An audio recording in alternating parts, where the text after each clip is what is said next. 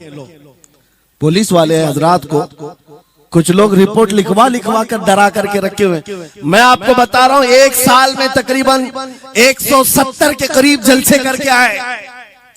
किसी एक जगह की भी रिपोर्ट निकाल करके बताओ कि हमने कहीं फसाद करवाया, हमने कहीं पर लोगों में माहौल बिगाड़ा हो, या पब्लिक भड़क करके एक दूसरे के जंग करने पर आई हो, कहीं नहीं।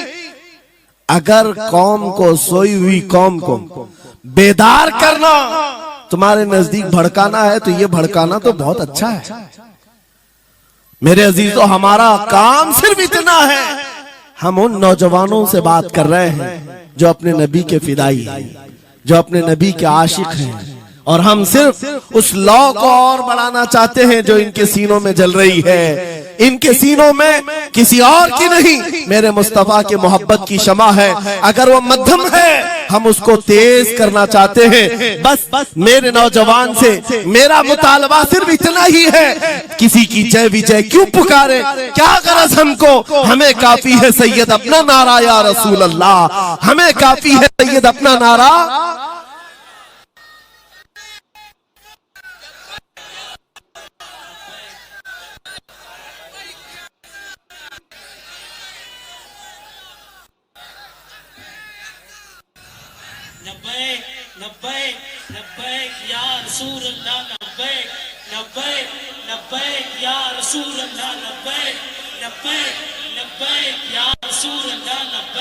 तवज्जो, मुझे बताओ, मैं तो दूसरे वाकयात बयान कर रहा हूं, यहाँ आपके करंट सिचुएशन, यहाँ लोग बैठे हुए भी हैं, रिपोर्टर भी होंगे और हजरात को देख रहे। मुझे मैंने अभी बयान में कौन सा भड़काया, ये जो कह रहे हैं। मेरे अजीजों, तुम्हारे इन नारों से असल बात ये है, दुनिया को ये लगने लगा है ये जिसके गुलाम है उसके पूरे होने लग गए, तो फिर अच्छे अच्छों की कुर्सियां हिलने लग सकती हैं। इसलिए कि इस कौम की तारीख सबको पता है, ये वो कौम है, टल न सकते थे जंग में, अगर अड़ जाते थे पांव शेरों के भी मैदान से उखड़ जाते थे, हक से सरकश हुआ कोई तो बिगड़ जाते थे। अरे देख क्या चीज, हम तो ये हमारी तारीख है, दुनिया को पता है, दश्त तो दश्त है, दरिया भी न छोड़े हमने, बहरे जुल्मात में दौड़ा दिए घोड़े हमने। इकबाल ने कहा है, थमता न था किसी से सैले रवा हमारा, कुछ बात तो है कि मिटती नहीं हस्ती हमारी, सदियों रहा है दुश्मन दौरे जमा हमारा, बातिल से डरने वाले आसमां नहीं है हम, 100 बार कर चुका है तू इम्तिहान हमारा। इसी बात को लेकर के मोड़ के बिगाड़ करके पैदा किया जाता है। हालात खराब हो जाएंगे आपके बयान का, हालात खराब नहीं होंगे। ईमान अगर मजबूत हो जाता है तो हालात खराब कभी नहीं होते, हालात खराब नहीं होते। आज ऐ सुन्नी मुसलमानों, गौसे पाक रज़ी अल्लाह ताला अन्हु की निस्बत अगर कामिल है, ये बात सुन लो, वक्त खत्म होने को आ गया, मैं अपने वक्त पर समेट लूंगा। आप मिंबर पर खुतबा दे रहे हैं, उलमा भी तवज्जो करेंगे, क्योंकि ये भी मिंबर पर खुतबा देने के लिए खड़े होते हैं और जुमा में मस्जिद पर माइक लेकर के बयान करते हैं, आधा घंटा पौना घंटा। अब तो हालात ऐसी आएंगे इनके साथ, अब तक तो ट्रस्टियों की चिट्ठियां आती थी, सदर सेक्रेटरी बोलता था मौलाना ये नहीं बोलना वो नहीं बोलना, अभी इसके बाद और आगे से भी आएंगे कि मौलाना अभी आपको क्या बोलना है इस जुम्मा में। ये डरे भटके हुए लोग जो उलमा की गर्दनों पर राज करते हैं, उनसे भी मैं कहता हूँ, खोल दो, आजाद कर दो उन जुबानों को जो मेरे मुस्तफा की हैं, जो नबी पाक सल्लल्लाहु अलैहि वसल्लम की हैं। इनकी जुबानों पर ताले ना लगाओ, या उलमा तुम्हारे दीन के मुहाफिज हैं, तुम्हारी नस्लों की शरीयत के मुहाफिज हैं। आज इनकी जुबानों को बंद करोगे, कल तुम्हारे बच्चे नबी का नाम लेने से घबराने लग जाएंगे, डरने लग जाएंगे। उलमा के गलों में और इनकी गर्दनों में रस्सियां न डालो, ये तो उन जालिम ट्रस्टियों से कहता हूँ, बाकी उलमा से कहता हूँ, अगर हालात ऐसे आ गए ठोकर मार दो इनकी नौकरियों को। एक दरवाजा अगर ये बंद करते हैं, मेरा मौला 70 दरवाजे और खोलेगा।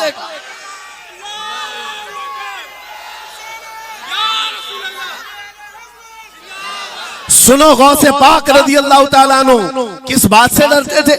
गौसे पाक का खुतबा बयान करने वाले मौलवी हजरात उलमा सुने, गौसे पाक किससे डरते थे? उनको डराने वाला कोई ट्रस्टी था, कोई हाकिम था, बल्कि हालात ऐसे थे।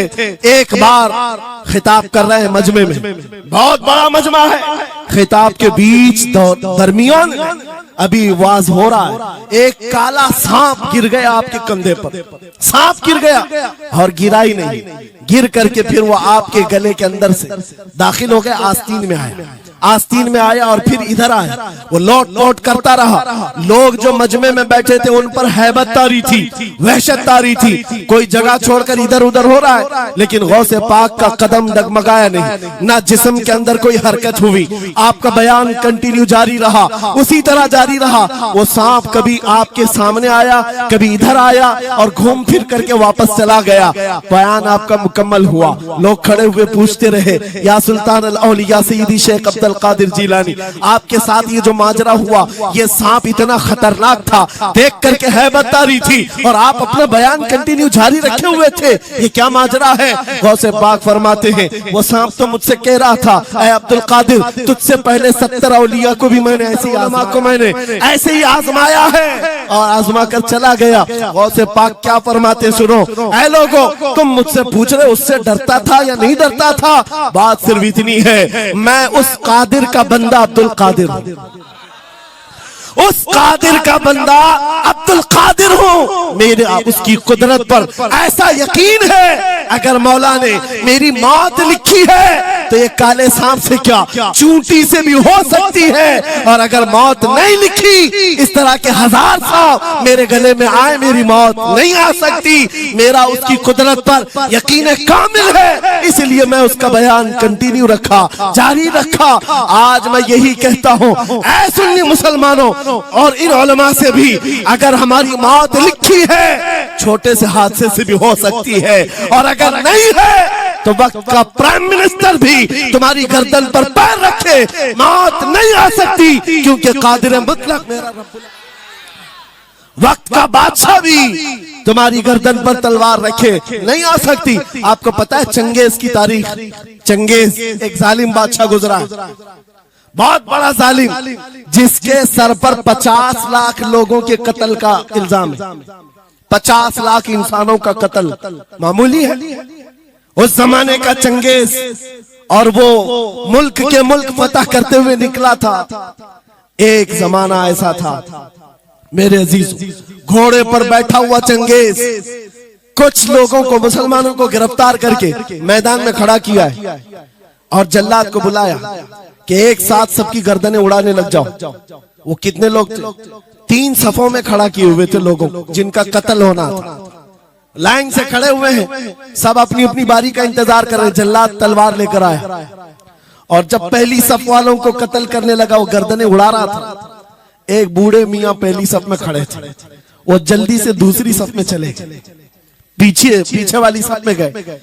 बादशाह चंगेज घोड़े पर बैठा हुआ खिलौने से खेल रहा है और ये मंजर भी देख रहा है और हंस रहा है। बूढ़ा यहाँ से उधर चला गया, पहली सफ का काम तमाम, पूरे कत्ल हो गए। दूसरी सफ में जब कत्ल का ऑर्डर आया तो जल्लाद फिर गर्दनें उड़ाने लगा। दूसरी सफ, दूसरी लाइन को कत्ल करने लगा जल्लाद। ये बूढ़े बाबा जो है तीसरी सफ में चले, पीछे और एक सफ थी, यहां से बचकर तीसरे में चले गए। दूसरी सफ भी उड़ गई।